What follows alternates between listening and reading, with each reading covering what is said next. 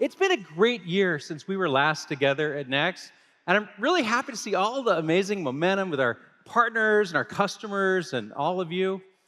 You know, we wanted to make this keynote for all of you, the developers, the operators, the analysts, the data scientists. Like, this is for you. Who here makes apps? Raise your hand. You make apps? Yeah? How about mobile apps? Mobile apps? A lot of hands. How about who's on pager duty right now? Found out I was earlier today. Who works with data? Data scientists and analysts? Yeah, right on. Okay, good news. You are all in the right place, and there is incredible demand for all of your skills. And in fact, there was recently a job survey with Indeed.com, and Google Cloud was the fastest growing technology, with demand up over 66% from last year.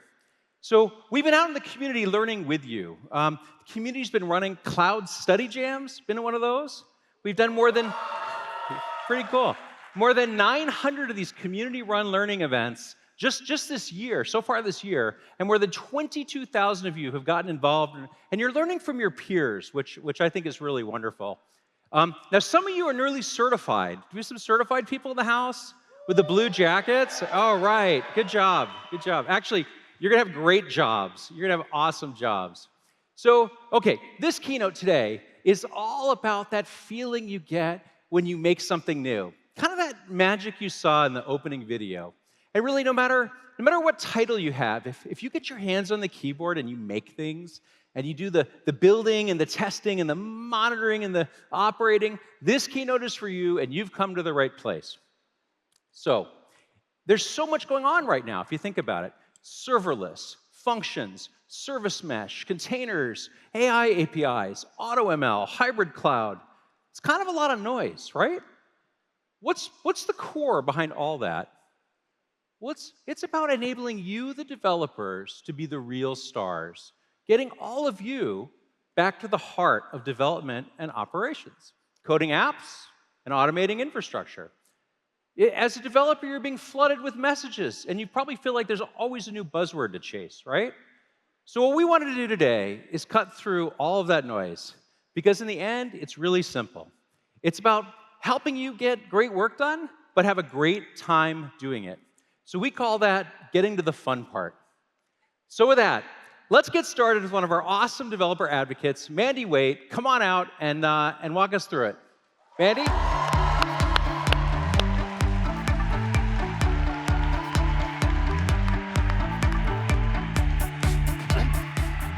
Hey.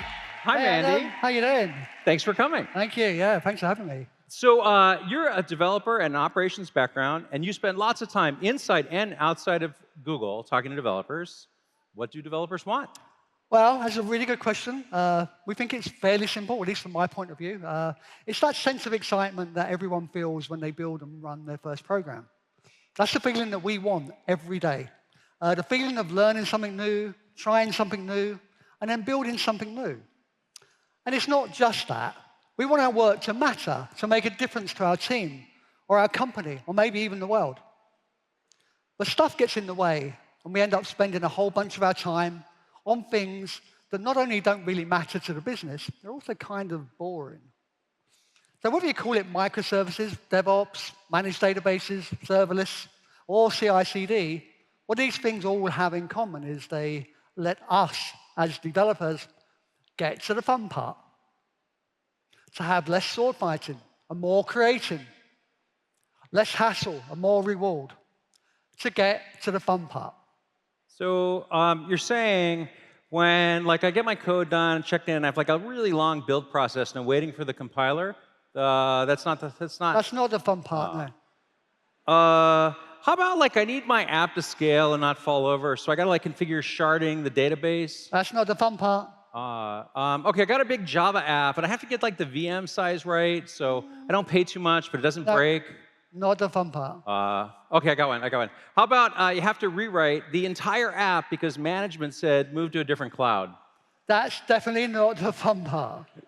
Well, Mandy, what's the fun part? I'm so glad you asked. Let me bring on my team, my demo team, and we'll show everyone. All right. Thank you.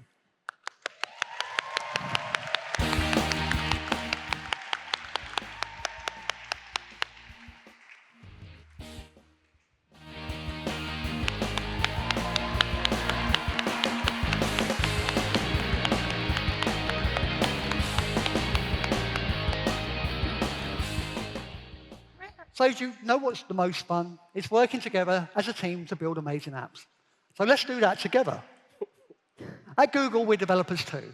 And we want to make it as easy as possible for you to stay in the fun zone of coding apps by automating away all of the boring parts.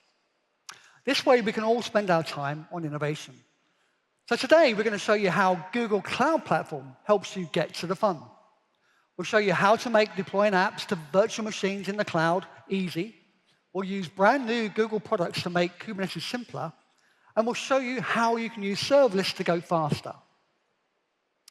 Some apps have more traditional needs, while others benefit from modern technologies such as Kubernetes and serverless. So we'll work through each of these in our demos. All right, so let's stop talking and have some fun building an application. Nick is one of our developers, and he's been leading our cloud migration efforts. Hey, Nick, what are you working on? Hey, Mandy. My team and I have been building an implementation of Conway's Game of Life. And we built it in a few different pieces. We have a web tier front end. That's what you access from your laptop or your mobile phone. We have a back end that runs on Google Compute Engine. That's the part I've been working on. I wrote it in Go. That's my favorite language. We have an API layer that runs in Kubernetes. And finally, we have a few other pieces that use some of the new serverless technologies, like Cloud Run. OK, so can you tell us a little bit more about how the app is built, tested, and deployed? Oh, yeah. So my team have been using Jenkins for years. We just stuck with what we knew. We carried on using the same tools. OK, all right. So basically, you're using Jenkins. You've got Google Compute Engine. That sounds complicated, configuration, authentication, all of that. How do you make that work? Well, actually, we use the Ansible plugin for Jenkins. That's got great support for GCP, takes care of all the authentication for us. And it actually even restarts the service at the end when we've deployed our new binary. OK, so why don't you show us it? Yeah, I will show you right now. OK, cool. So what I'm going to do is I'm going to speed up the processing on the back end to take advantage of all that extra CPU and memory we get on Compute Engine. So this right here is the main loop of our program. I'm going to change that to 5 times the speed. Let's go big right here. I'm going to commit that change, and I'm going to push it up to GitHub. That's where we store our code. And then I am going to kick off a build in Jenkins. So that takes about 25 seconds. It's going to copy down the source code from GitHub. It's going to build our Go binary, copy it across the Compute Engine, and then restart our service. OK, so I seem to remember this is the workflow that we used to use when the app was running in a data center, using Jenkins and such like. So just the Ansible plugin is the only thing that's different?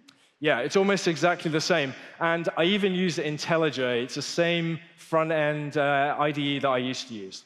OK, really that's brilliant. OK, and you program in Go, is that correct? Yeah, I actually love Go. I find multi-threading so much easier than Python, and it has great support for a lot of new cloud technologies too.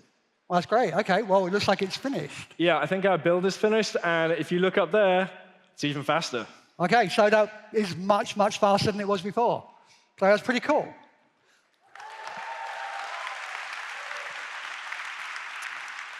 So Nick was able to migrate an existing application to Google Compute Engine just by adding the Ansible plugin to Jenkins. Now that took care of all of the boring config and makes our deployments more reliable and secure. So thanks, Nick.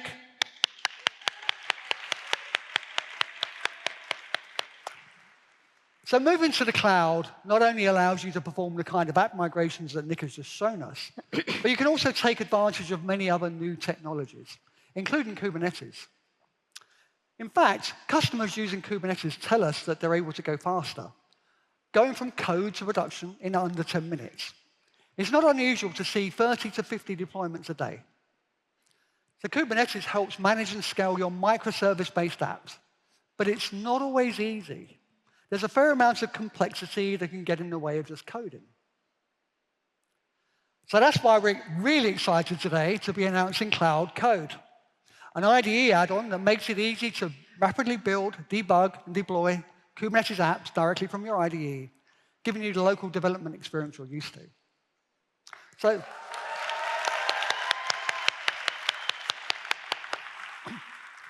So hey, Priya, you've been working on our Kubernetes front end. And can you show us what you're building and give us some insight into the tools that you're using to do the build? For sure, Mandy.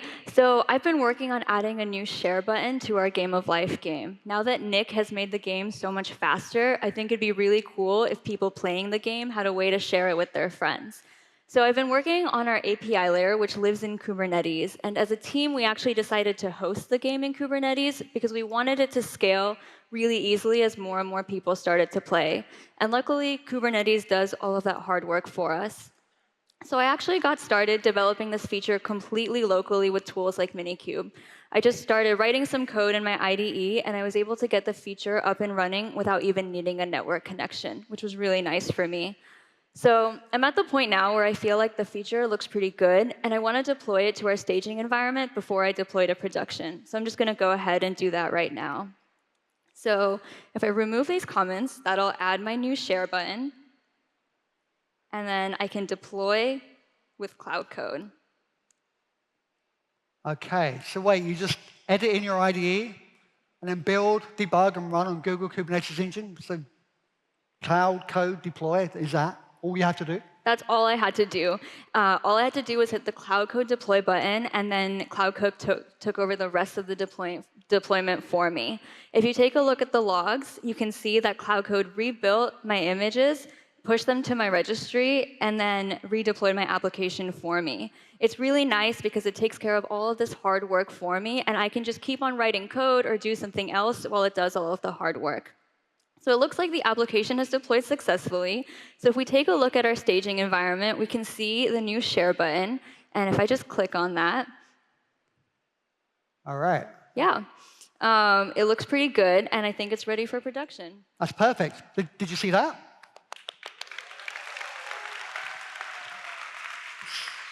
So our team has been working on Cloud Code for a long time. And we're thrilled to say that it's available this week, today, maybe this week. Most of you have heard about it today already.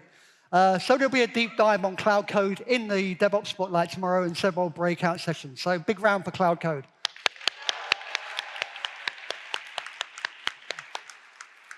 So thank you. So come along to that tomorrow, the DevOps Spotlight. Priya, what more can you show us? So now that we've deployed the new button to staging, I think it looks pretty good, and I want to deploy to production as well. And luckily, deploying to production is just as easy. All I have to do is commit these changes to GitHub, and as soon as they're merged into master, Cloudbuild will pick up my new feature and then deploy it to our production cluster. And we should be able to see the feature in production in just a couple minutes. OK, so just one thing before you do that. Now that you've created the share button, when we're in production, we're expecting users to share the app with their friends. So how are we going to handle the potential increase in traffic that might come about if the application goes viral? That's a really good point. So we actually have a dashboard that tracks our GKE cluster. And looking at CPU usage in the cluster right now, it looks pretty good, but you're right. A lot more people might start playing the game. Hopefully they do once we have our share button. So just to be safe, I'm going to increase the number of pods in our cluster from 1 to 10, just so that it can handle any increased traffic. And luckily, this is a really simple change in my deployment YAML. I just have to up the number of replicas from 1 to 10. And it looks like I've made a bit of a mistake, but it looks like Cloud Code also does YAML validation, which is really nice. So I guess I was expecting an integer. Let me fix that. And at this point, all I have to do is push these changes to GitHub. And like I mentioned earlier, Cloudbuild will pick up our new feature and deploy it to production. And we should have our share button in just a minute or two. OK, so with a single commit, Priya was able to scale the deployed app to handle the increased load. So Priya, now that we're in production, how do we tie our front-end and back-end components of the app together? We need to make sure that the app is healthy and working as intended, right? Yeah, so you may have noticed that I was tracking our GKE cluster in Stackdriver earlier. So our entire team actually monitors all the different pieces of our application with Stackdriver. And it's really nice because Stackdriver integrates really well with all the different GCP services we use. So you can see there's a dashboard tracking our GC EVM, which Nick was just working on. And I was looking at the dashboard for our GKE cluster. It was actually really easy for our team to set this up. I think Dan made the whole thing in like 10 or 15 minutes. OK, so Stackdriver gives us a single pane of glass for observing and monitoring multiple metrics from the same or from different apps and services.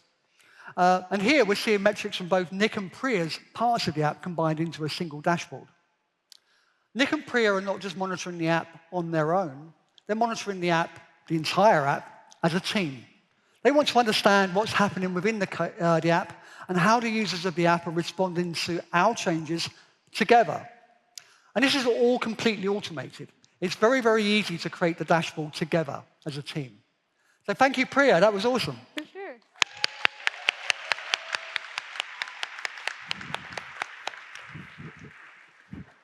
So we've seen how we migrate an existing back-end service to the cloud. We then built a brand new scalable front end with Kubernetes and Cloud Code. I wonder now how we might extend this application with some bots or third-party integrations. Hey, Mandy. Let me show you a Slack bot we've been working on to interact with the game board, built with Google Cloud Run. Hey, it's Dan. Dan is he's the guy who looks after our production services, and he also does all of our Slack integrations as well. So what are you working on, Dan? Hey, Mandy. So I'm actually right in the middle now of adding a new feature to this chatbot. Let me get this merged and deployed, and then I'll explain how it all works.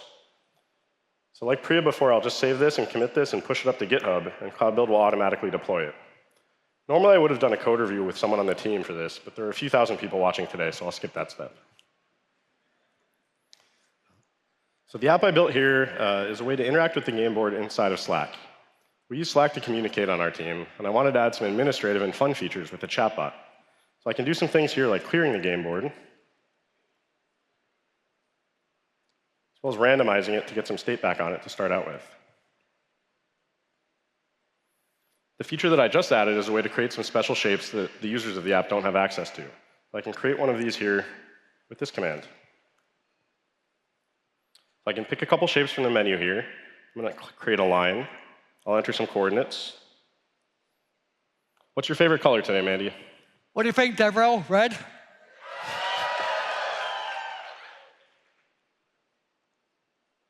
Awesome. And we can see this appear on the board. So I carry a pager for my day job, and I use Google Cloud Run to deploy this application, because the last thing I want to have to worry about for a fun app like this is having to configure monitoring, scaling, YAML, and deployments. So Cloud Run is designed to run containers in a fully managed environment, which let me use the language and tooling I was familiar with to get started. Or in this case, one I just decided to try out for fun, Node.js.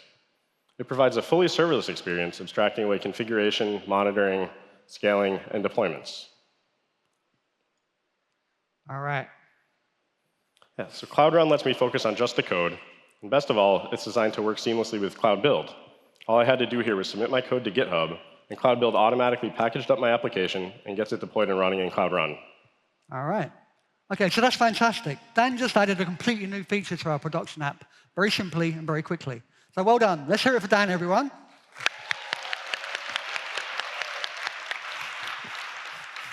OK, so to summarize, Nick has walked us through deploying a back-end component of our application to a virtual machine running on Google Compute Engine, using IntelliJ with Jenkins and an Ansible plugin.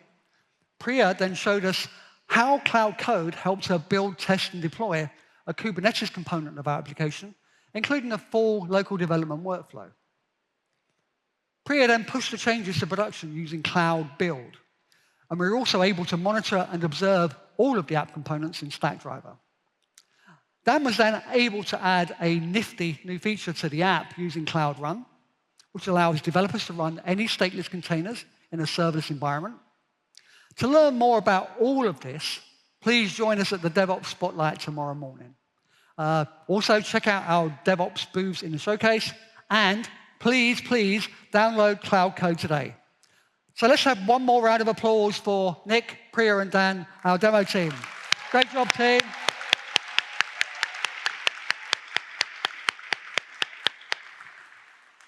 All right. It's not all great, though. All this development stuff has been great, but this is software. You know, things sometimes fall apart. Maybe we completely underestimated the amount of traffic that the share button would generate for our app. So we need to plan for that as well, and we do that as a team. So to talk about sustainable DevOps practices, I want to bring out Aja Hammerly.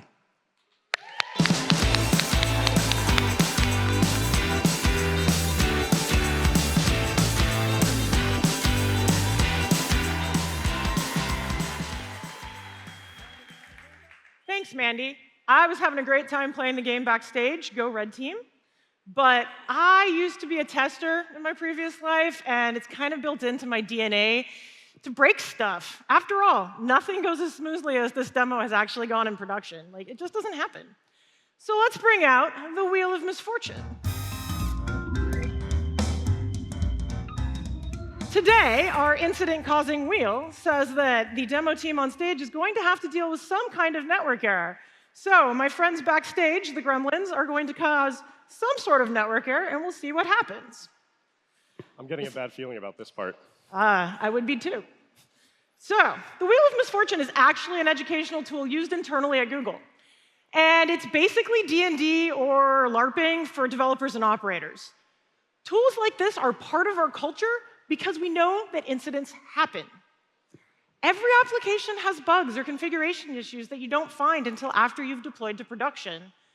And annoyingly, some of those bugs don't seem to show up until it's late at night and it's your turn to carry the pager, which leads to crazy stories that we tell each other when we get together at events like this.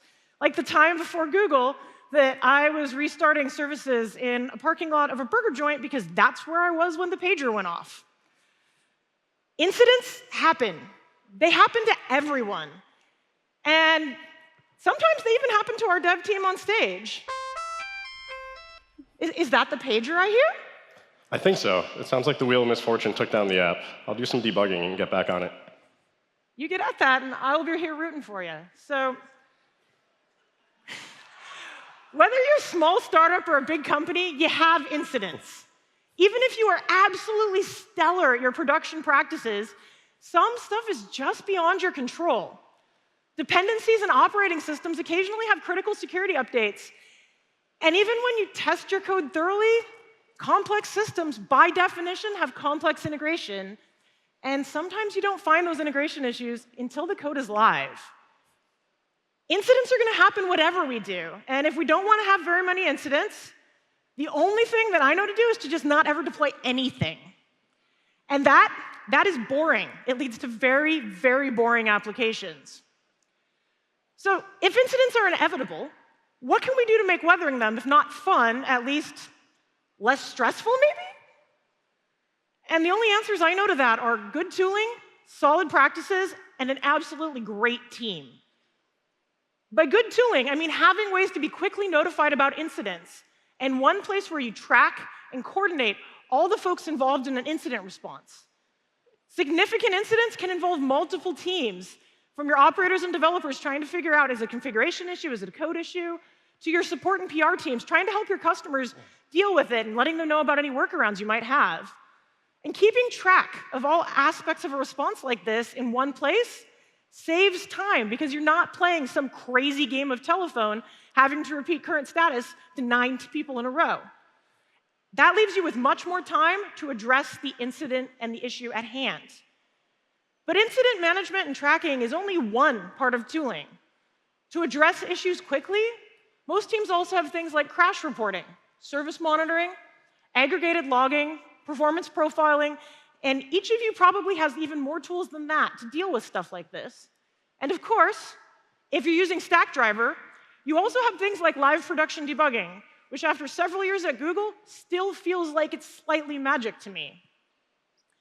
Speaking of debugging, how's it going over there, Dan? Well, it looks like the Wheel of Misfortune was right, and the little gremlins backstage broke our network connection to Redis. I'm going to do a failover to another instance. I'm glad that we had backups. So I'll give you a few more minutes to get things sorted out. Earlier, I mentioned that solid practices are important too. When I say solid practices, I'm talking about DevOps best practices like the lessons in the SRE books. That is, things like setting an SLO to help you understand the customer impact of an event and having runbooks and procedures for when the pager goes off. And practicing your response on a regular basis. A lot of folks I know, they set up their backups or their disaster recovery, but they never practice actually going through the procedures and restoring from a backup. And as the common saying goes, if you haven't recently restored from your backups, you don't actually have backups. At Google, in addition to things like the Wheel of Misfortune, we have DIRT. DIRT stands for Disaster Recovery Testing.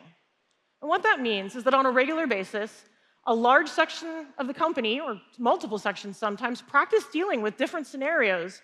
And they're trying to find the places that we're not as resilient as we want to be, and we practice handling scenarios that thankfully don't happen very often, like potentially a zombie apocalypse, or happen ever, also potentially a zombie apocalypse. For me, though, the biggest secret to making production incidents less unfun is having a good team. You need a team that works together well. A team that practices blameless postmortems and assumes that everyone is doing the best they can with the information they have available. A team that knows that when things go poorly, it means that your tooling, your procedures, or your documentation need updating, not that one person messed up. You need a team with a variety of backgrounds and skills. The applications we work on have lots and lots of moving parts, lots and lots of different kinds of storage or programming languages, and if you have a team that knows all of those things, you'll find the issues faster. But most of all, you need a team that believes we shouldn't have the same issue twice, because having the same issue twice is boring, and boring is not fun. So I'm going to tell you all a secret. Despite the fact that we think about incidents as unfun,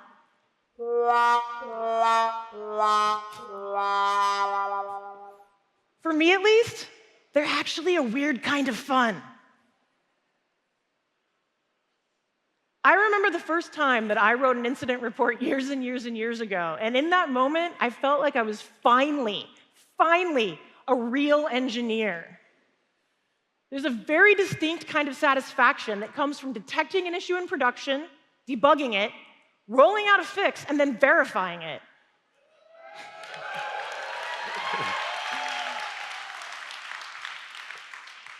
After all, when you fix an issue, you are helping your customers and you're helping your team. You're making people have a better day. And this contradictory fun, but also unfun nature of incidents is why when we get together, big piles of tech folks, we talk about that one day when everything went wrong at my startup, or that one day that someone at the data center hit the big red button and everything went, ooh.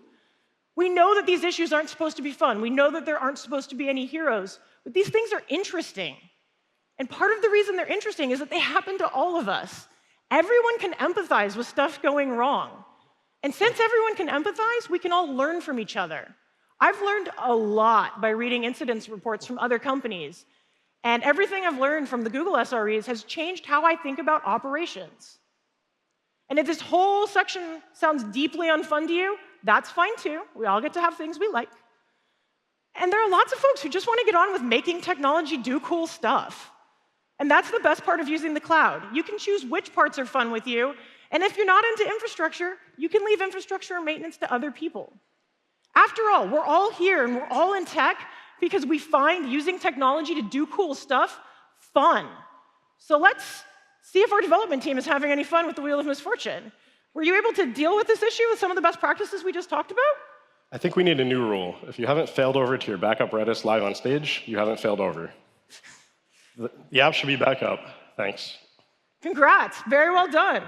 So next, Adam's going to come out and teach us about a bunch more cool stuff.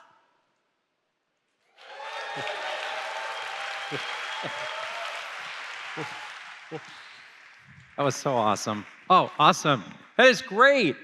So in the other keynotes, all of you heard from customers like Scotiabank and Colgate and how they're all using Google Cloud.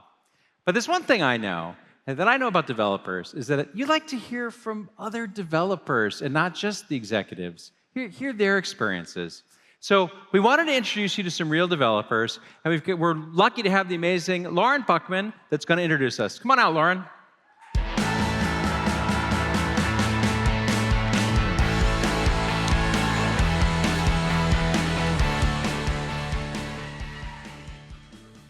Thanks, Adam. Let's get right into it. Please join me in welcoming our first customer to the stage. We've got Yoav and Liron from Wix.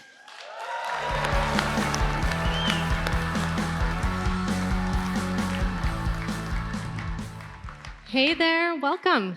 Hi, Lauren. Happy to be here. So for those of you in the audience who are not as familiar with Wix, they provide tools and services to build websites. Wix has more than 150 million users, and they serve 2 billion API requests a day. So can you tell me about what you're working on now?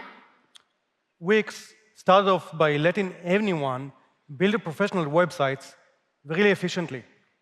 Now, we are working on a new product by Wix called COVID. And COVID lets developers build web applications in a much more efficient way. So why the move to web applications? Just grab him too. We're expanding into web applications because consumer expectations of websites are changing. Things like dynamic content, services, integrations, real-time communications. So the line between a web app and a website is blurring. Okay. With Wix, you can set up your website using the Visual Builder. Now, with COVID, we let developers take advantage of the same Visual Builder, adding coding capabilities, giving them the most productive way to build web applications. So how can COVID empower Google Cloud developers? So GCP can empower the users of COVID in different ways. You can use in your COVID application any of Google Cloud databases, Spanner, Cloud SQL, Firestore. You can monitor your application with Stackdriver. You can use any of Google APIs like PubSub or any of the machine learning APIs. Almost all of your favorite Google Cloud products can be used from a COVID application. So with that, you take all of the power of Google Cloud and we let it surface into web applications using COVID, letting it be much more effective and much more productive. Sounds great, but maybe we could stop talking about it and see what you're going to do. I hear you're going to build a chatbot on stage for us. Sure. So as you know, building a chatbot takes days, if not weeks. Today, Liran and I are going to show you how to build a chatbot application in just 60 seconds using COVID and Dialogflow. One of our early adopters of COVID is a company called Ilengo, and they are connecting boat owners with people who want to rent a boat for vacation. We're going to use their application as the example. Sounds pretty cool. Can we switch over to the demo now? Sure. So what you're seeing now is the boat search page. Liran, let's connect Wix Chat with Dialogflow. So in order to do that, Liran is switching to an IDE and is creating a new file, an events.js file, in the COVID project backend, which runs on Node.js. In the file, he's adding an event for the chat on message that is triggered anytime there is a new message in the chat. So you're adding the integration into Dialogflow now? Yeah, sure. So now, with the rest of the code here, we integrate into Dialogflow. So now, anytime someone writes anything in the chat, we get the message, send it to Dialogflow, we get back the response, and write it back into the chat. Next, we train Dialogflow to detect the best deal and filter intents, and we want to create a user experience. Liran is switching to another file, the search page code, and is adding another on-message event. This one runs in the client on the browser, letting us update the filters of the page or open a lightbox for best deal. The only thing left for us to do is to deploy the application. We call it publish. And so let's switch back to the Visual Builder. And just before we publish the application, this is the Visual Builder that makes COVID so much more powerful, giving you all of the visual elements you need to build a modern web application. And you can actually see your code here as well.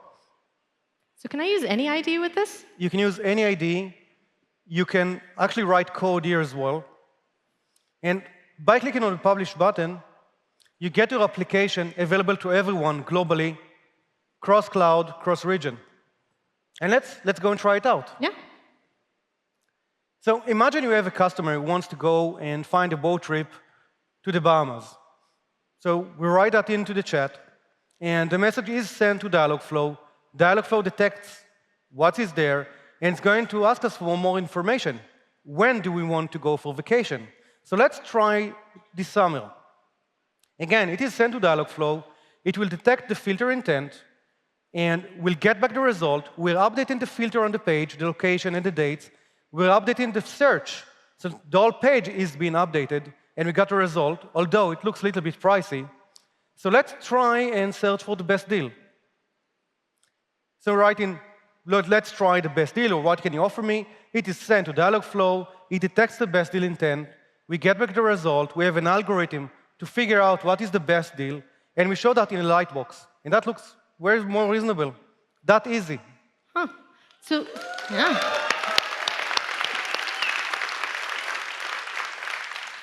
So this is so cool. What we just saw is so much better than the typical chat window. I mean, it's usually separate from like the actual web app, but this actually brought up dynamic content within the app itself. How else can developers use Corvid? So developers can use Corvid to build any kind of data or logic-rich web applications. Corvid technical preview is available today, and the full version will be rolled out later this summer. Go and check it out, wix.com/Corvid. Thank you. Thank you. Thanks, Yoav and Liran. Next, I'd like to welcome on stage Kyle and Shay, co-founders of Arctic.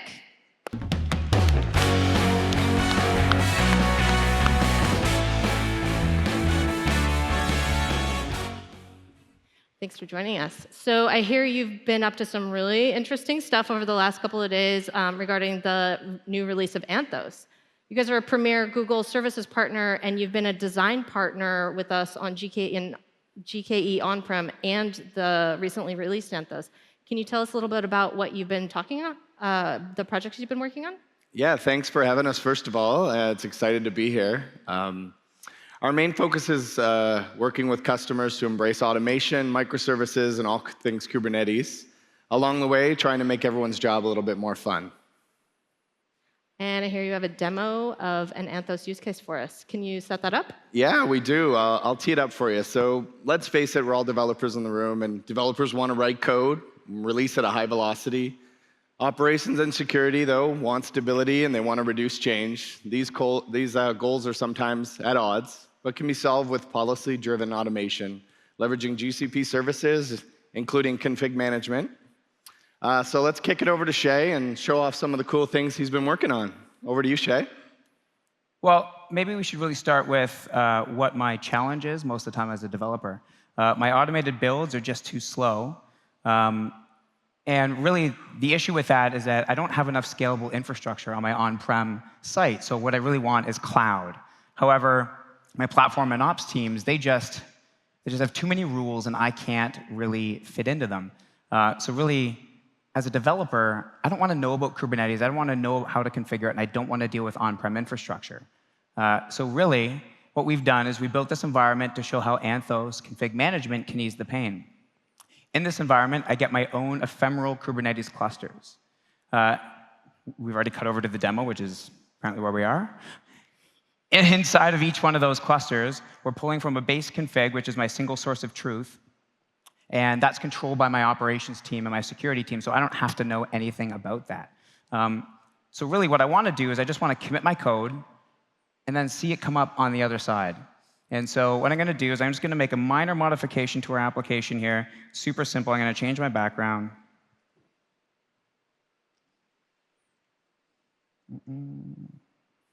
You don't usually use the editor online, right? I do not. No, this is all web browser based. We're going to commit our change. Now, what that's going to do for me is that's going to kick off an automated pipeline that's going to go through Jenkins. I can't show it to you right now because, frankly, the password was not saved in the demo, and it showed up there. And so I'm kind of logged out, and I don't have it. But that's OK, because what I can do, this happens in live demos, guys, let's be honest. What I can do, if you haven't seen Jenkins before, nice. If you haven't seen Jenkins before, I mean, this is just the window here, but that's fine. It's going to build us a pipeline that's actually going to build a new set of GKE infrastructure for us. It's going to go ahead and test that infrastructure for us and then wait to deploy into my on-premise environment. But the core here is that I don't want to know much about the Kubernetes side here. So in here, I've got my nice little app. We're going to take a look at Toronto.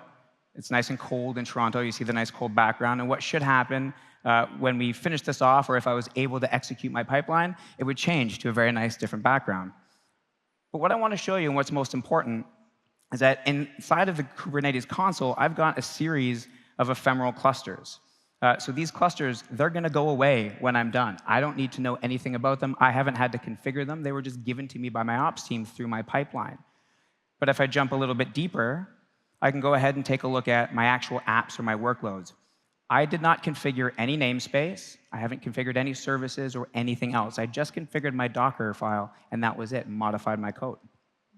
What you can see here is a separation between my prod namespace, which is in my core on-prem, and my test namespace, which gets applied to every ephemeral cluster that I build. This is the core piece that's really important for me. Now, for those of you who know what this looks like in the Kubernetes world, we have a series of YAML files that I would typically have to build. I didn't have to build this. This is coming from a single repository, single source of truth. It gets deployed in every cluster that comes up. For me, all I really cared about was actually my kubectl command. I just do one patch. I just patch and deploy the update, but this is in a pipeline given to me by ops. Again, all I did was actually change the background of my application. And had I been able to log into Jenkins, I would have actually shown you the actual background as well, but I can't, so I'm going to kick it back over to you, Kyle. Yeah, thanks, Jay. So they talked a little bit about DR earlier. We also planned for the worst. So Shay posted a blog up on our site. It's up there now. So if you do want to dive in a little bit deeper, you can certainly do that. So go check it out. Good job, Shay. Thanks. So it's one thing to have a use case demo, but can you talk a little bit about the value customers are getting from all of this? Sure. Well, I think everybody knows in here, it's no secret that private cloud never really delivered to development teams as far as automation capabilities and what they really needed. The developers we work with, they're looking for a common experience across GCP and the private cloud. And what they've been experiencing today is a different experience than what they get in GCP than in their on-prem environments. Not to mention operating a custom Kubernetes environment at scale has its fair share of challenges. So Anthos is here to address that, starting with GK on-prem and config management, and we've been excited to be working on it. This is a great description of what this does for the organization, but for the individual developers in the audience here, what should they care about most? Similar to what I said before, extending GK into your data center delivers the value of cloud, provides flexibility and choice for deployment. It's just another deployment target, just another region. And extending a common toolkit across both lets us move faster with more reliability and security. It's almost like a white flag for DevOps. I think so. And the best part about it all, no Kubernetes experience acquired. No Kubernetes. All right. Thank you so much for joining us and for all of your help as a design partner. Thanks. All right. Great to be here.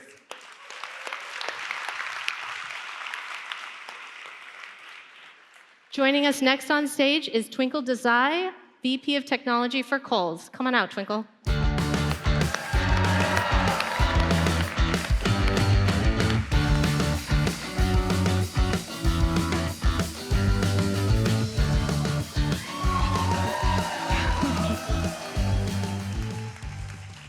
So Kohl's is a retail giant with thousands of stores, hundreds of thousands of associates, millions of online customers, and billions in sales. Hey, Twinkle. Thank you for having me, Lauren. So you started out, you are a VP of technology today, but you started off as a developer. I hear you used to be a Unix sysadmin? That's right, Lauren. I started as a system administrator, but before we go there, I would like to take this opportunity to give a shout out to my women in technology.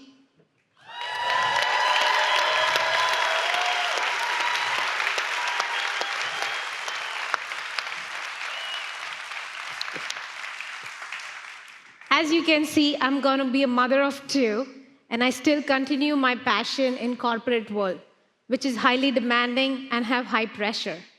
I still continue to enjoy being on my production calls. So if I can do it, you all can too. I never thought I'd get to say this at an enterprise tech conference, but yes, queen. Okay, so tell us about how you moved into your leadership role.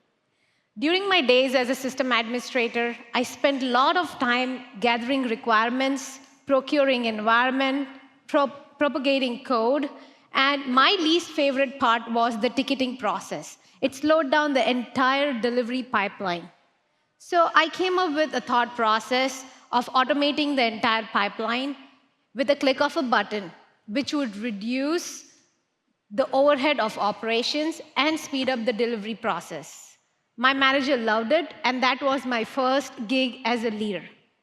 Today at Kohl's, we have 200+ developers and SREs working together on store and digital strategy to give the seamless customer experience, which is our goal. We are running hundreds of microservices and thousands of containers on Google GKE, and we have delivered 2 successful holidays. So is there anyone here in the audience who's an SRE or manages SRE? Can you raise your hands? Yeah. OK, so do you have any tips on how to make those teams happy? It's a very high-pressure environment. So as a manager, it is very important to know that we support our team and give them what they need to deliver. We need to make sure they are engaged and they're supported. At Kohl's, we have a lot of hackathon schedules, and I have personally worked with my leadership team to invest in training and tech conferences. So what did you learn from your team about what they needed to be more effective at work? The hackathon was a lot of fun. We learned what developers needed: innovation, freedom, no ops. We knew we had to build a developer experience. So you come up with this happy developer checklist, and then you set out to implement it across your org. Can you talk a little bit more about some of those specific fixes? Sure. So we got this checklist. The first thing we did was to break a monolithic code into microservices, because that gave freedom to the developers to choose the framework and the language they would desire to code. Today, we are using AngularJS, Node.js, and Java Spring Boot. Also, as a developer, I don't want to worry about operations. So my team came up with a solution where we can deploy the environment, propagate the code, and do the integration testing. We use language like Python and Golang to build this solution. Also, we integrated some of the great GKE features like Istio, fault injection, and circuit breaker. It's all one click, it's self-serve, and fully automated. It's great that you've been focused on helping your developers stay productive and happy. But for the managers of dev teams in the audience, do you have any final tips for them and their teams? Throughout my journey, I learned a lot. I had great leaders and team to support me along the way. As a manager, it is very important to know your team. So my mantra for a happy team would be simple solution for complex problems, complement technology with innovators, and find the right balance between work and fun. I think we can learn a lot about finding balance from you. Thank you so much for joining us today. This was great. Thank you for having me.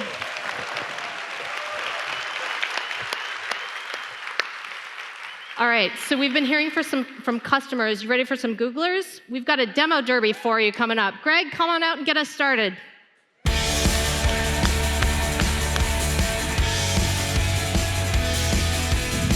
Thanks, Lauren. So I have to tell you all, Next is my absolute favorite time of the year. In fact, I'm such a nerd about it, you probably can tell I'm actually wearing some custom Google-themed Next sneakers at the moment. I know, right? But if Next is my favorite time of year, this next block of the keynote is my favorite part of Next. And it's because we're going to spend some quality time with some Google engineers, and we're going to walk you through some live demos and technical drill downs on some of our favorite parts of Google Cloud. But you didn't come here to hear me talk, you came to see the demos. So let's get started, and please welcome up my demo all-star team, Emma, Eric, Felipe, and Staren. Come on up, folks.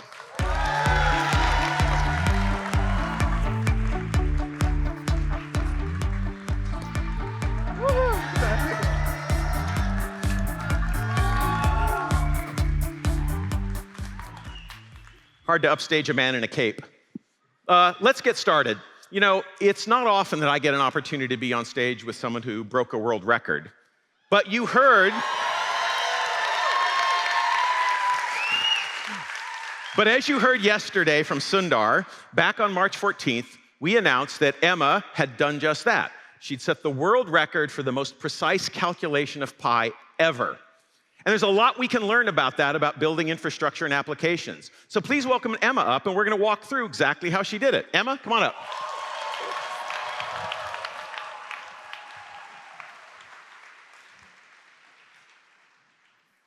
So, I mean, world record holder, that's pretty cool. Can you tell me exactly how many digits you calculated? Sure. It's 31,415,926,535,897 digits. So that probably looks a little familiar to some of you, right, that number? It should. It's 10 pi trillion digits. I know, very googly, right? So maybe can we run that calculation now on the stage? Yeah, I'd love to, but the entire calculation would take 4 months, which I believe a bit too long for a live demo.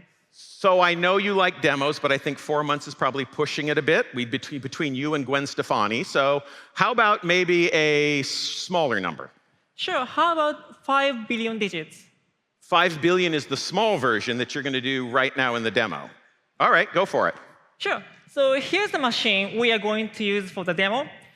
It uses the latest Intel Cascade Lake architecture, which is available at Alpha. It has 60 vCPUs that can run at 3.8 gigahertz, and it has 240 gigabytes of memory. Now, I'm going to run a program called Y-Cruncher. That's the same program we use for the WoW record. Now, I'm going to do everything in memory. Here are the list of digits we can calculate in memory, and I'm going to choose 5 billion. Now it started. So while that starts, backstage, Emma, you had told me that before you did this, it was generally thought to be impossible to use cloud to break a world record. Can you sort of explain why that was? Sure, because we needed a lot of storage and a very high network throughput. Y-Cruncher is one of the most efficient publicly available software to calculate pi, and it is designed for one large computer with a lot of storage. And we needed 170 terabytes. 170 terabytes of storage. That's a fair bit of storage. And I think you have a picture, right, of what one of the previous systems looked like? Yep. So here are the pictures of computer they used for the record in 2013. And you can see from the picture, folks, this is exactly what we were describing. It's basically a great big computer connected to a shed load of disks. But GCP has sort of two unique advantages in terms of cloud. One is you can attach very large disks per VM, 64 terabytes per VM, so that helps. And the other is we have a lot of fault tolerance and resilience built into the disk system and the network, right? Yep. But even then, everyone I talked to said I'd be blocked on network throughput. So I ran some experiments. I estimate the amount of data we read and write, did the math to figure out how much bandwidth we needed, and it seemed possible to finish it in 4 to 5 months. So 4 to 5 months, we've gotten it down to at least it seems feasible. So I think you have the architecture, right? Yep. So to optimize this disk throughput, I use this architecture here. There is one node running the program with 96 vCPUs and 1.4 terabytes of memory. And there are 24 additional nodes hosting the storage and providing bandwidth. With this configuration, I saw 20 gigabits per second throughput for reads and 16 gigabits per second for writes. If you're interested in learning more about the technical details, I gave a talk at this Next with Alexander E., the developer of Y-Cruncher, and the video will be available on YouTube. Now, there's something interesting about this architecture I want you to notice. Usually, we think of scale up or scale out as being two different approaches. But Emma's actually doing both. The core machine is scale up. It's a very large VM with a lot of vCPUs and a lot of RAM. But the storage is a classic scale out, using many nodes and the network to basically get incredibly high throughput. Yep. So the scale is one challenge, and the other challenge was reliability. I can imagine, because remember that architecture, there's one node that's actually doing all the math. If something goes wrong there, you're really in trouble, right? Yep. The limiting factor on scaling pi calculation is the reliability of the components, such as disks and memory. And every part in this architecture is a single point of failure. Even a single bit failure anywhere during the calculation would invalidate the entire computation. And so how long was the actual calculation period? We ran the program for 111.8 days, or if we count all the 25 machines, it's 7.6 machine years. 7.6 machine years. I don't know how you do the math. That's a lot of uptime. Yep. And because computer engine supports live migrations, we were able to confidently run these machines for 4 months without any unexpected shutdowns or reboots. And doing this in the cloud also had a personal benefit, right? Yep. For me, it was great that I could move from Tokyo to Seattle while the calculation was running. And I didn't have to move the physical machines from Japan to the US. Yeah, try to get that through TSA.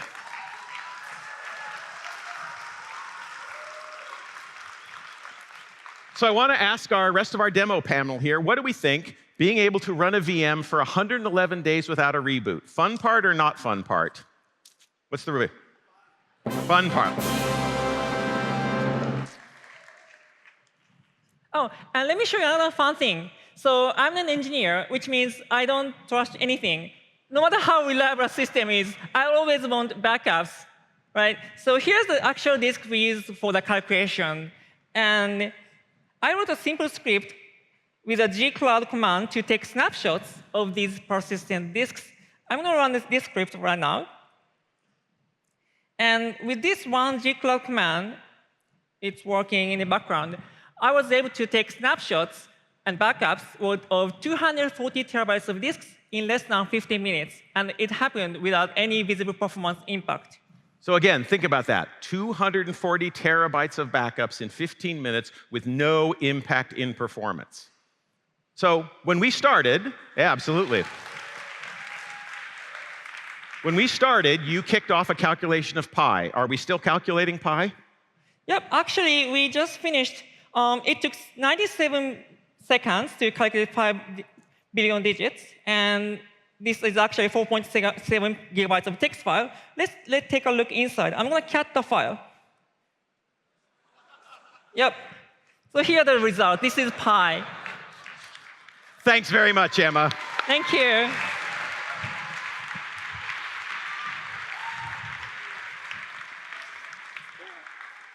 Now, I'm going to go on a limb here and guess that most of you don't have a critical business need to calculate 30 trillion digits of pi. But I'll bet some of you do have workloads where somebody has said, we can't do that in cloud. We need too many big VMs. We need too much uptime. I've got old software that can only scale up. And I have yet to meet a developer who says they like their machines to go down.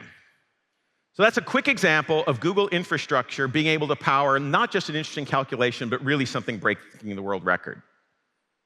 So let's move up the stack. We did infrastructure. Let's move up the stack to data. Let's face it, we're all digital pack rats. I don't know when the last time is I deleted a photo or an email. I just assume I can store it forever. And you know what? Our companies are exactly the same. So now the problem is, how do I actually make any sense out of all that data? How do I find meaning in all that noise? And typically, that's where the pain comes in. If there's one thing I know, it's that managing, sharding, scaling, and patching large-scale databases is definitely not the fun part. But luckily, we've got this almost magical tool called BigQuery. So, to talk about BigQuery and have some fun with it, let me bring up our own Captain BigQuery, Felipe Hoffa. Hola, mundo. Hello, hello. Hi, Greg. Hi, everyone. Hey, Felipe. So, Felipe, we're used to seeing and reading about big data is really targeting some of the big questions that we face as a species. Is there life on other planets? What's the nature of the human genome? Do developers want tabs or spaces? Why don't you just pick one of those at random and solve for us? Hey, hello, everyone. How you doing? Let's have some fun with data, Greg. Let's analyze data, and let's answer some questions that are important for developers. So how about tabs versus spaces? I think you picked a good one. Well, can I get applauses for tabs? Team tabs? Spaces? I think we have the answer. I'm hoping you do something a little more scientific than just a clap contest. OK, let's use data. OK. So we have this public datasets program that has a lot of datasets ready for you to be queried. We have hundreds of these datasets here ready for you. You can see the whole catalog in the console. And today, to answer this question, I'm going to use the copy of GitHub that we have. We have files that we took out of GitHub, all of the open source files, and we have them inside BigQuery, so we can run queries over them. If you have never used BigQuery, it also has a web UI, so anyone can just jump right now right into the web UI and start running queries. And in this case, I have this table that has 2 terabytes of source code and more than 250 million files. And I'm going to extract from it all of the files I'm interested in. Like, I'm going to look at this question language by language. And once I have extracted all of these files, I can write a query like this. Let me start running it right now. OK, so while this query runs, I want to pause for a second and point out a couple things. First of all, BigQuery is already incredibly easy to use. You just write queries.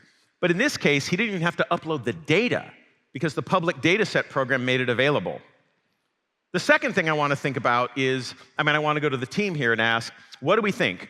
Having to set up a whole bunch of indexes just to get good query performance. Fun part or not fun part? Not fun.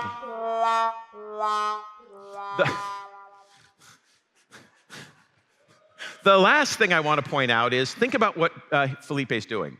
He's writing a SQL query that analyzes source code. Most of us think of SQL for structured data, financial records, business transactions. I've seen a lot of developer source code in my life, and a lot of it is not exactly what I'd call structured. And so, but he's using SQL to actually analyze that. Exactly. Like, we don't need indexes here. We just can start writing SQL queries. And in this case, I have a SQL query that is going file by file. It's splitting these files in lines. It's looking at the first character. Is it a space or a tab? And then we're tallying up our numbers. And what are These our are results? our numbers. Let me visualize it. I have it here. So it turns out that generally people like spaces. You Java folks, you're a little unsure. And man, I don't want to put a space in one of your Gopher files. Like, you are really team tabs. Yes. That was analyzing a bit about source code. What else can you learn about developers by using BigQuery? Sure. So is tabs versus spaces the most important question for developers? Probably not. Can we somehow measure what's the most important question? Where do you all go when you're lost? Where do you look for info? When you need help. Stack Overflow, I heard it here. Yes. And we have a copy of Stack Overflow inside BigQuery too. So now we can analyze it. And we can look for the top questions just by the number of views. Okay. Or we can do something a little more special, and we can look at the top questions right now. Like, in this case, I have a snapshot of 17 million questions. And I'm going to compare this snapshot with the previous snapshot to know what were the top questions only during this quarter. And let me run the query. So while it runs, any guesses on what's the most commonly asked question? I heard how to exit Vim down here somewhere.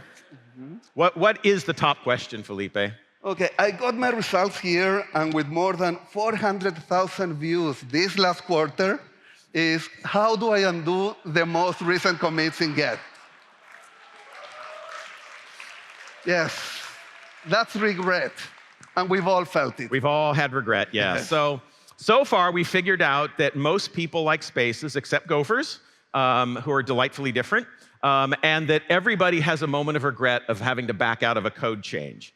But BigQuery is a product for developers, so can you get more specific and find out about BigQuery developers? Let's go deeper. Let's use BigQuery to query Stack Overflow to see what people are asking about BigQuery. That's an inception moment, but I'm going to trust you. It's basically the same query that I just had, but now I'm filtering here for only questions tagged with BigQuery. And I have my answers here. And you can see that the top question for BigQuery this last quarter was Google BigQuery delete rows. And can it? BigQuery can now delete rows. Yes. Now it can. Yes. We use data to listen to you. Yes. So what you saw was BigQuery engineers using BigQuery to improve BigQuery. Now, of course, Stack Overflow isn't just about asking questions. It's about answering questions. What can you tell us about that? Yes. So let's see the answers part. Who is answering the BigQuery questions? So now I can look at the answers. I will run a join. It's a little longer query to join it to see questions tagged with BigQuery, find who answered them, and then find who got the most upvotes this quarter. And the results Let me analyze all of these questions, run this large join. I'm there. Well, I hope you're there. Yes. But what's really, really interesting for me, and I love this, is everyone here involved, they are not Googlers.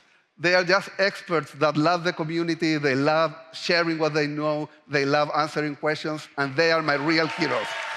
Thank you, Michael, Gordon, Graham, William, Pentium 10, and Bobby Lang. Thanks, Felipe.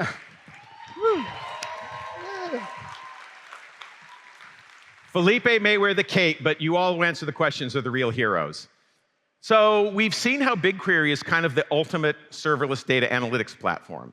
But there's another kind of serverless, isn't there? Serverless compute. And here at Next, we've announced Cloud Run, bringing serverless to containers. And again, we thought, let's do a deep demo and actually show you Cloud Run in action. So to do that, please welcome Starin up and Ryan. Starin and Ryan, come on up.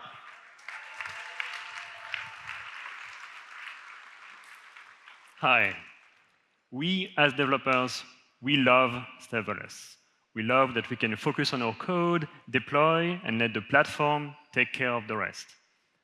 But, developers keep asking us, can we run more things serverless? What about going beyond simple functions? Introducing Cloud Run. Cloud Run is a brand new product that allows you to run any stateless HTTP container on serverless. And it's available today.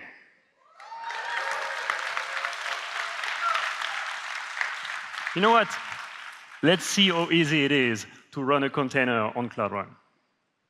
So from the Cloud Console, Ryan simply navigates to Cloud Run, opens the deployment page, pastes the URL of a container image,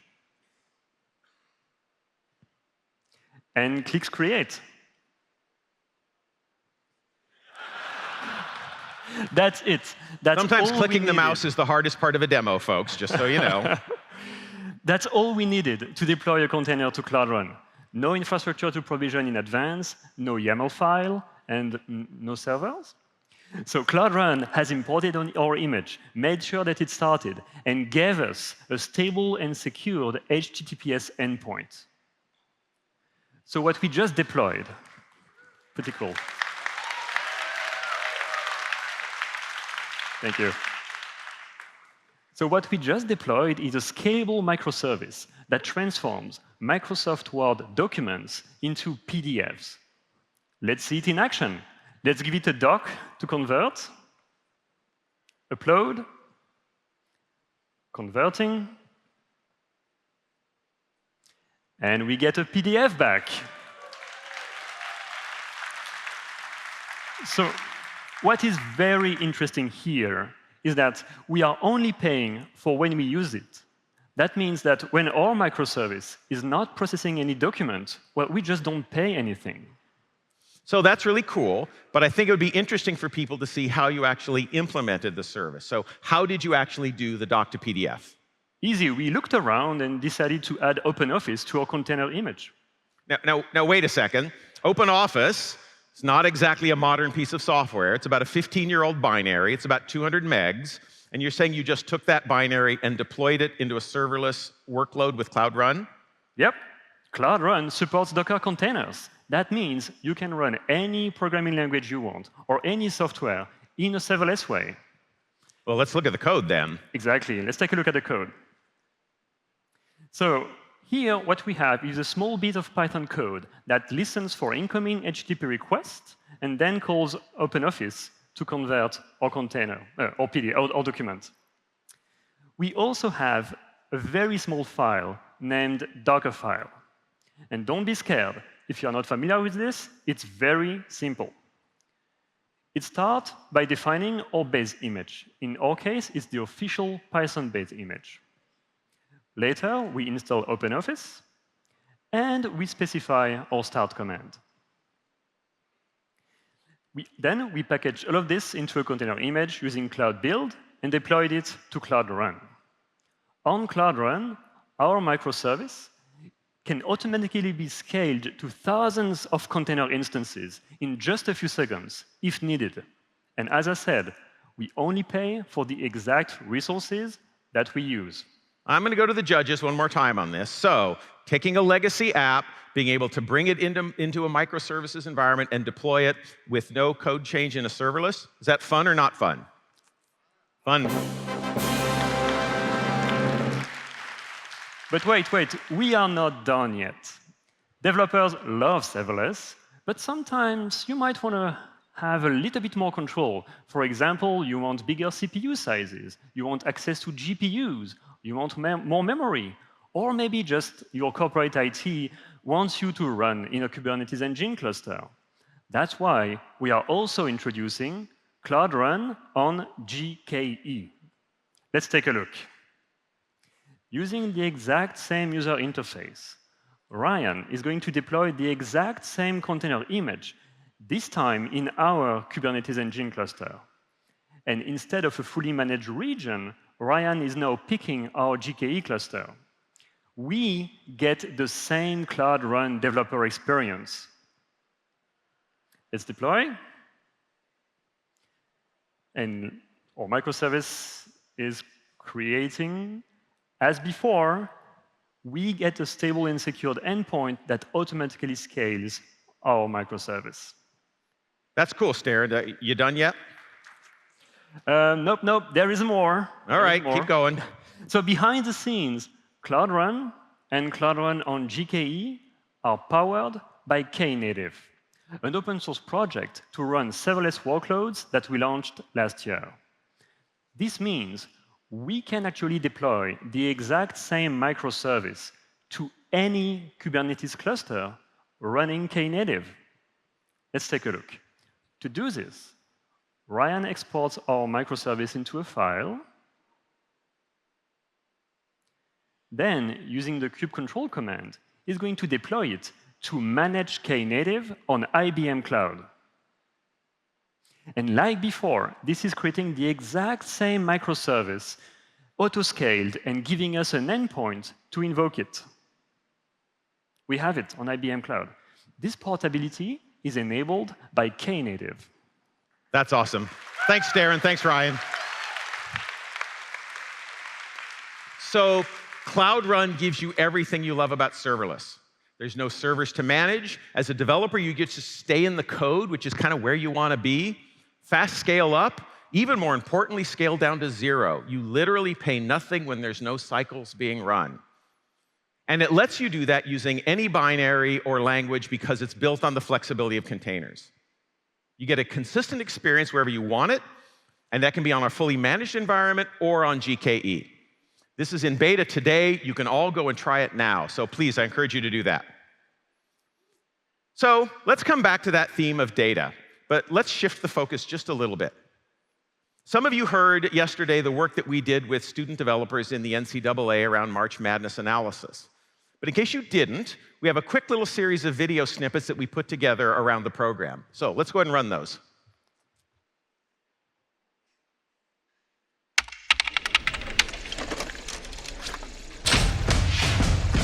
Google Cloud and the NCAA have teamed up to find new ways to measure college basketball.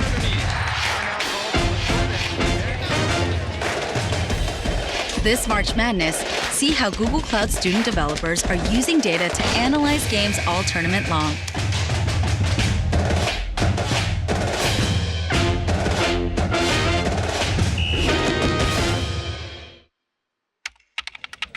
When student developer Izana isn't mixing data science with college basketball, he's mixing something like this.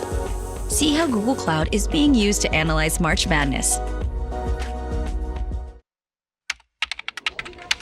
Student developer Belicia enjoys executing complex SQL, deploying logistic regression models, and knitting. It's true. See how Google Cloud is being used to analyze March Madness. You know, it was a real pleasure to work with that next generation of software developers, and we're really excited that they've been here at Next with us. So please give us one more round of applause for these student developers who've done such amazing work.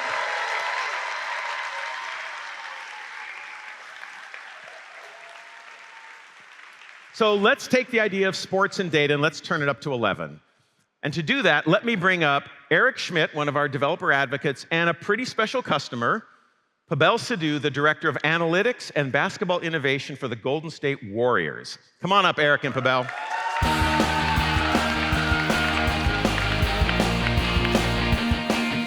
up, man? How you doing? Good, man. How are you? Good.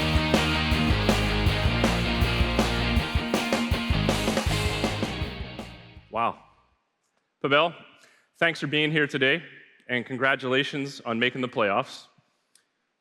You are in contention for your 3rd consecutive World Championship. Thanks, Eric. I'm a huge fan of all things Google, so thanks for having me. You bet, and I'm a huge fan of the Warriors. Now, getting to the playoffs isn't easy. Winning championships isn't easy.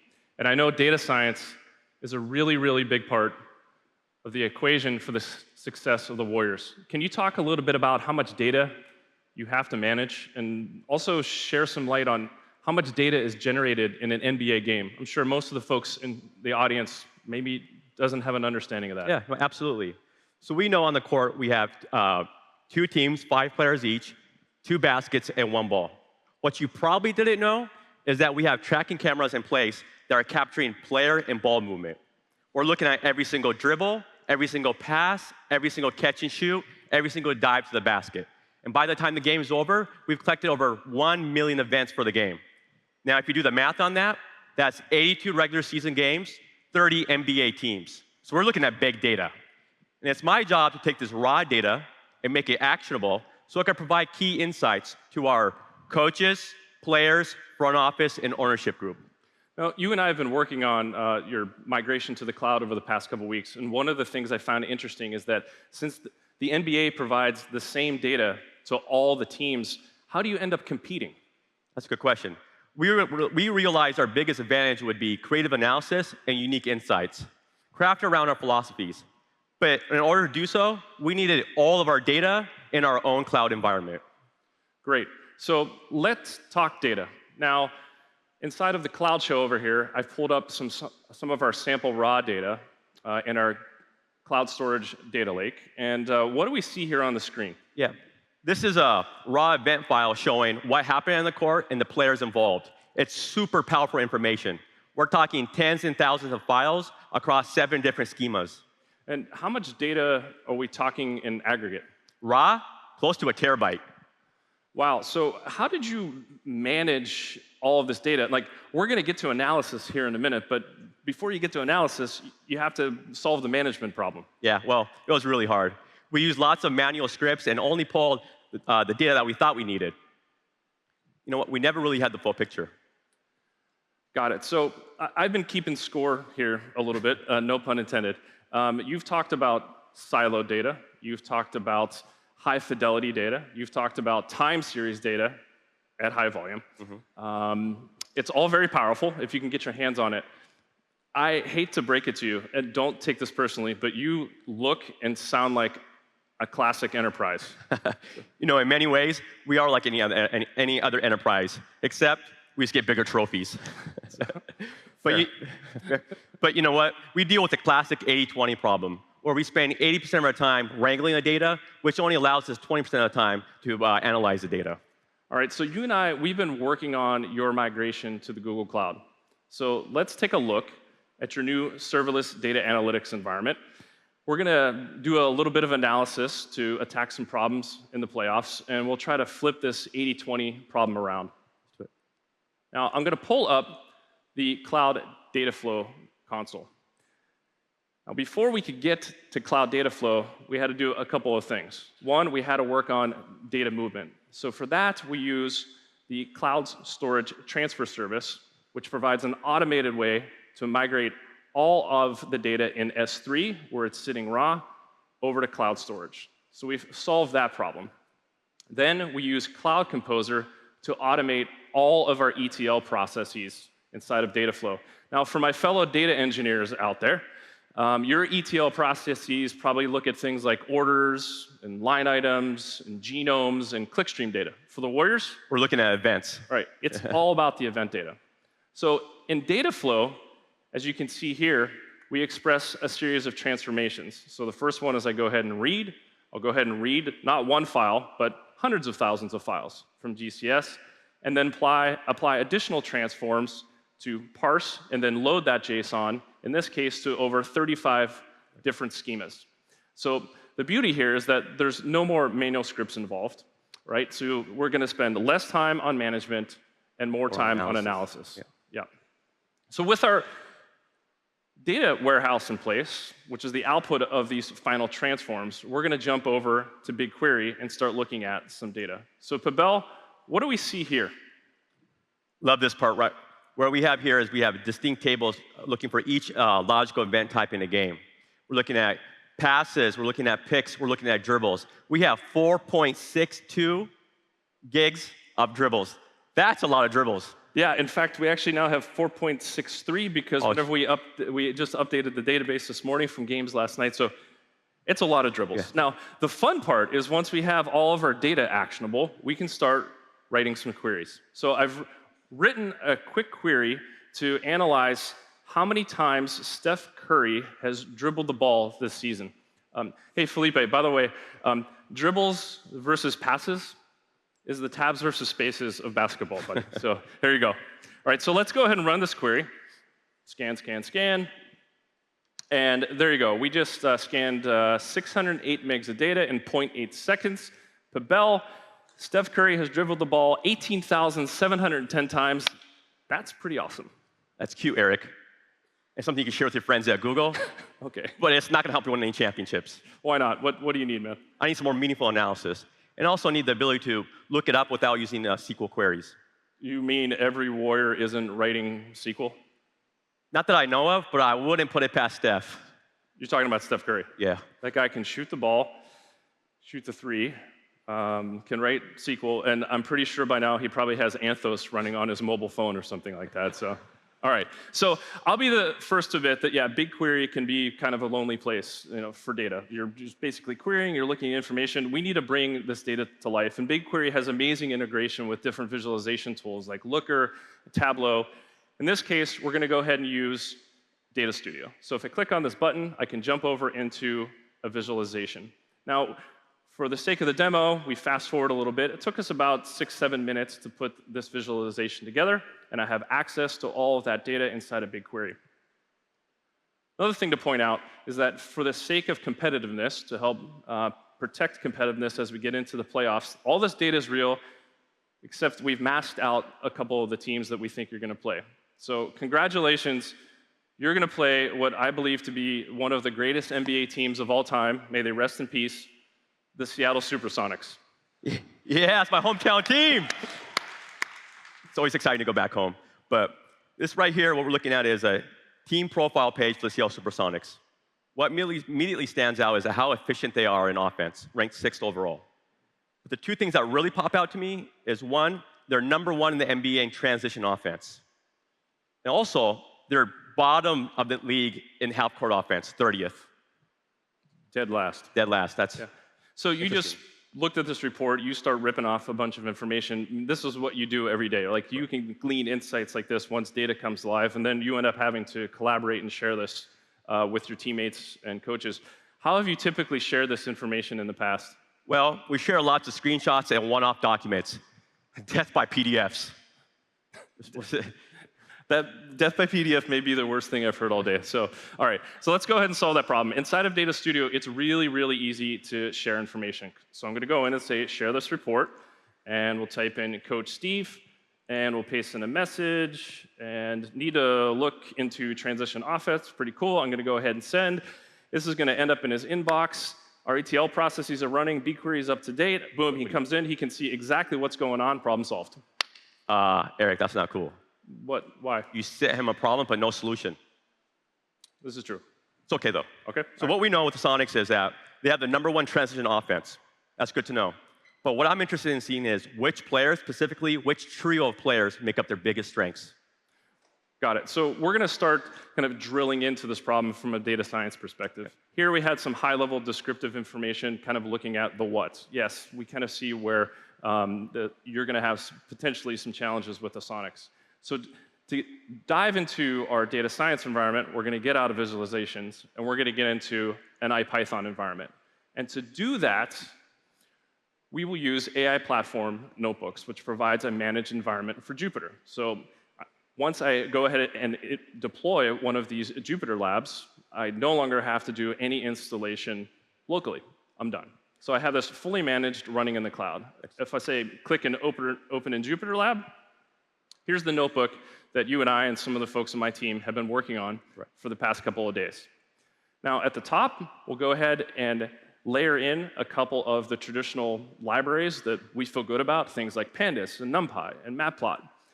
We also add a reference to BigQuery. So inside of this notebook, we have access to all of the queries and views that we previously built.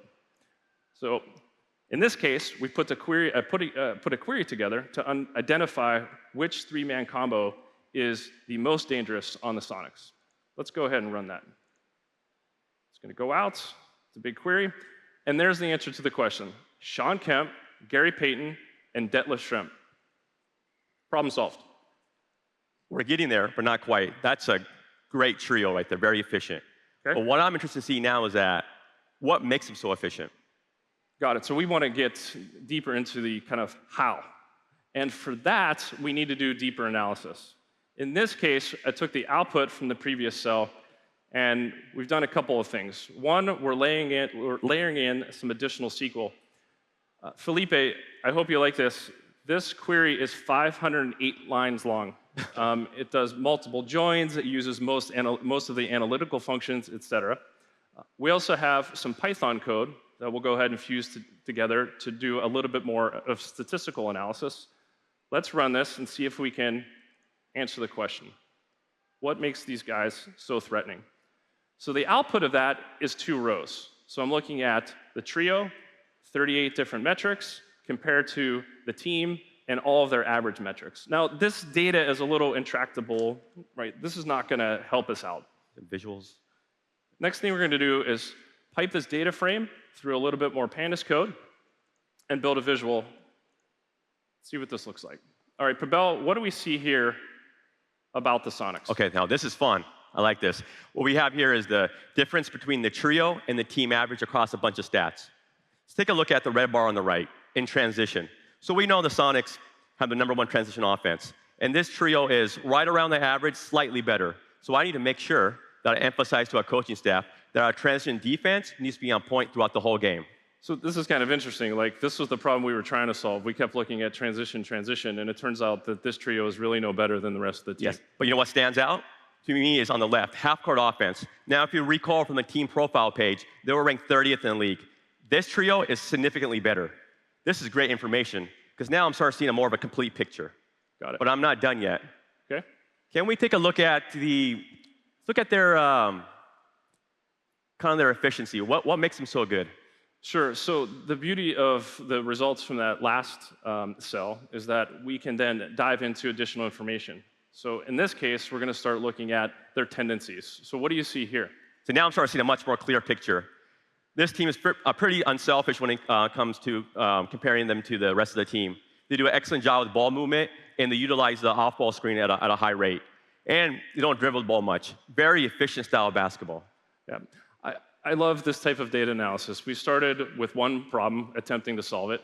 Then we found another one, which ended up leading to real actionable insight. And the fun part is we are able to flip this 80-20 challenge around, providing you more time for insight discovery. Yeah. And I got one question for you. Sure. How are you going to address this threat in the playoffs? Well, I know what I'm doing. Okay, can you share? I can't tell you guys. I can't. I've shared enough today. I have a playoff series I'm trying to win. All right, man. Pavel, thanks for being here today and partnering with us on your smart analytics journey. Good luck against the Supersonics, and if you need any help writing queries, give me a call. I appreciate that. Thanks, Eric. Thanks, man. Yeah. So before you go, Pavel, we've been talking a lot and asking people about the fun part and the not fun part. So when you think about the whole journey in data scientists, for you, what's the real fun part? You know what? It probably would be, that's a good question. Might it be this? That's what it is.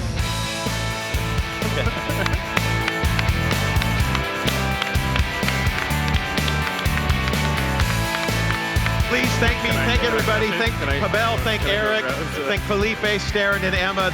I can't top the trophy, so we're just going to wrap the demo derby and bring Adam back up. Thanks, everybody.